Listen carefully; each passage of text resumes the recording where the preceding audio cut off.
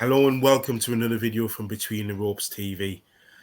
Guys, tonight we're just going to be previewing the Ryan Garcia and Javier Fortuna fight that's going to be on DAZN this weekend.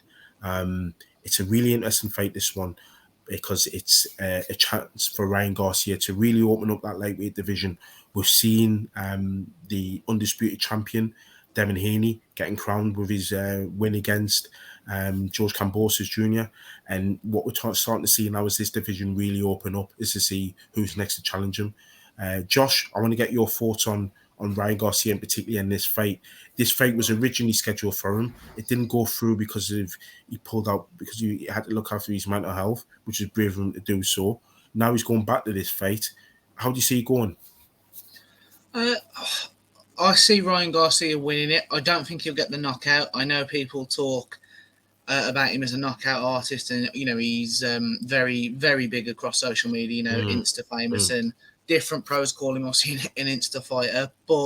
And I think he's more than that. I do, but I see this going all the way. But I do think he'll get the win. And in fairness to Garcia, he got 12 rounds last time out in his comeback fight. Tago. Yeah, Emmanuel Tago, 15 months out.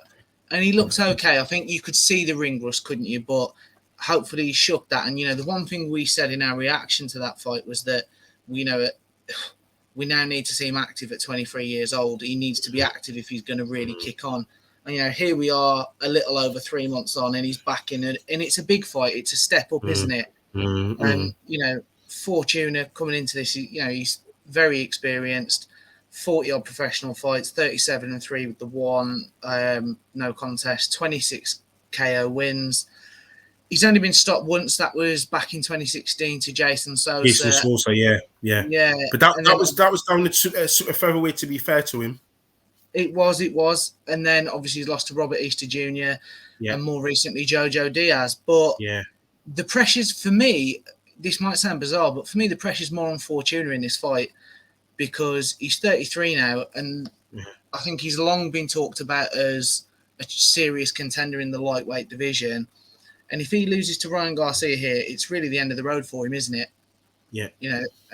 Ryan Garcia, I think that helps him, and that's why it's a risky fight for Garcia. But I do think it's an educated risk, because there's just as much pressure, if not more, on Fortuna. What are your thoughts on this?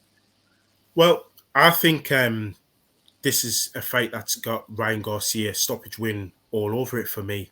I think Ryan Garcia has got to make a statement. I think last time it was just a case of getting him out, getting him rounds, and making sure he came out of that unscathed.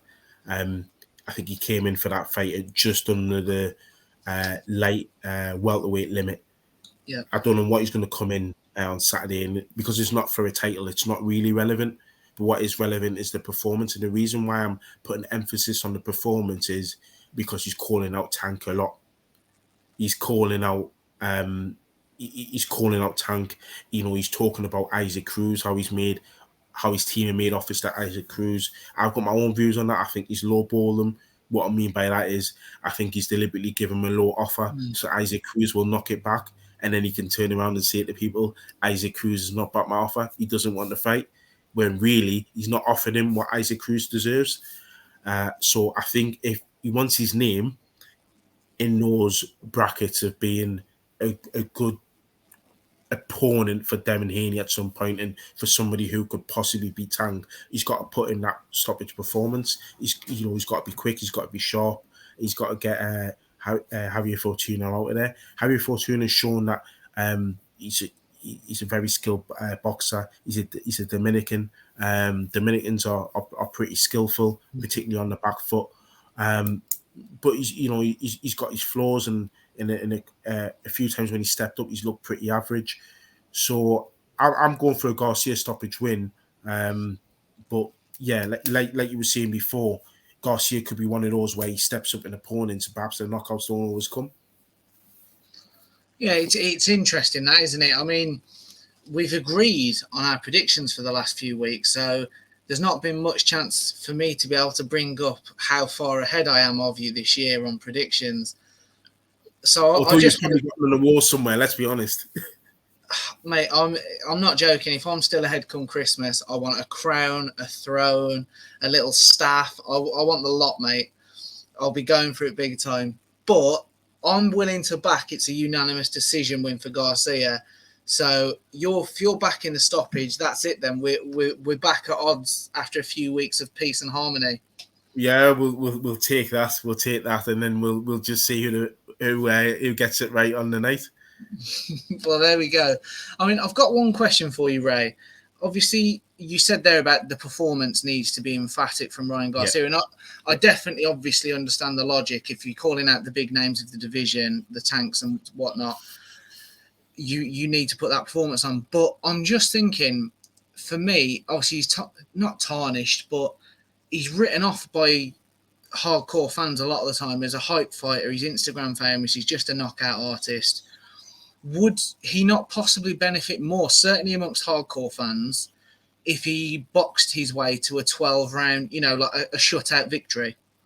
Well, he sort of did that against Emmanuel Tago, didn't he? Yeah, but Fortuna is a lot better than Tago, isn't he? He is. But I guess it just depends. I mean, if he's explosive in this fight, then people will talk about it. One thing Ryan Garcia's got is a lot of speed and a lot of power, and that's why he gets his knockouts coming, because you don't see shots coming.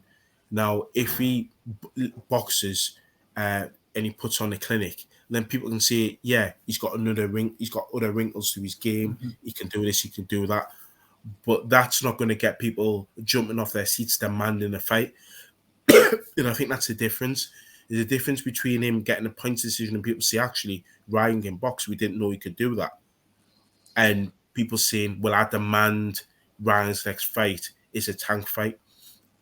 Because what will happen is people will say, well, he's still learning. He's learning his craft. And what we want people to say now is that he's ready. Because in my opinion, with the amount of fights that he has and his age that he has, Golden Boy need to just push him out there and just test him. They really do. No, I agree, but the flip side of that, again, does it not make Tank, we don't know his promotional situation. He said he was leaving Mayweather. Right. Then he said he was staying. Certainly, if he stays with Mayweather Promotions, if Garcia looks good, but potentially, not an explosive knockout, doesn't that make the Tank fight far more likely to actually happen? Whereas if he goes and blows Fortuna away, they're just going to keep him, steered well clear, aren't they? Well, I think the answer to that one lies in what you were saying about the promotional thing, because if he stays with Mayweather, they haven't been keen to allow Tank to fight anyone outside PBC. So it would purely fall down to Tank's promotional team. I don't think it will harm Ryan Garcia if he does look explosive and he gets Fortuna out of there. It wouldn't harm him, definitely, in terms of his casual fans, his Instagram followers. In terms of the hardcore boxing fans, I think they will just load his power even more than they do so now. I think as well, Ryan does have some obvious flaws. For example, he leaves his chin out exposed when he's leaning back, and because he's a lot taller than his opponents, he's been able to get away with that. He's not going to get away with that the higher caliber opponents he faces. So if he does get somebody quickly out of there, he minimizes the chances of that flow being exposed. Where if he's in a boxing clinic when he's got to be on the outside and then got to be on the inside, sometimes he runs that risk. But it all depends, really. Does it make the chance? Does it increases the chances of being made? But if he boxes and looks absolutely spectacular and he puts on a clinic from the outside, Tank's going to think, well, how am I going to get on the inside of him? I mean, Tank's 5'5", isn't he? Ryan Garcia at 5'10", so he'd be probably more not petrified, it's the wrong word, but he'd probably be a little bit more hesitant if Ryan Garcia puts on an absolute clinic. It could go either way, so I get your point. But I guess what I wanted to say to you, though, is should he get through this, has it got to be that type of opponent next for Ryan Garcia? Have we seen enough from him from these Golden Boy cards? Has he been built up to that point now where it has to be a big fight next? Only that will do. See, it's tough because I think the Fortuna fight is possibly one too early. You know, he was active. He beat Luke Campbell, which is a great win. I know people will say Campbell never won a world title, but let's not get it twisted. Luke Campbell's a Amateur fantastic achievements. fighter. Yeah, yeah. Yeah, he's a Yeah, fantastic good point. fighter, and he gave, Good point. you know, what when Lomachenko was at his most invincible, he asked questions. I'm not saying he deserved to win. I'm not saying anything outlandish, but he asked questions of Lomachenko, which shows, you know, serious Got ability. talent. Yeah. He's then looked after his mental health, which, you know, as we've said, you know, respect to him for that. Tago was a good comeback opponent, you know, durable, as we found out, and it enabled him to shake the ring rust off. But I'd have quite liked this fight for him to have a little step up, whereas I think Fortuna's a big step up. And massive respect to Garcia and, you know, Golden Boy for actually doing that. But I wouldn't mind him having one more. And it's tough to match him if he looks good against Fortuna boxing or if it's a spectacular knockout. And then if he could be active, say he's back out in September in another, you know, decent fight, whether the tank fight could be made for December or early parts of next year.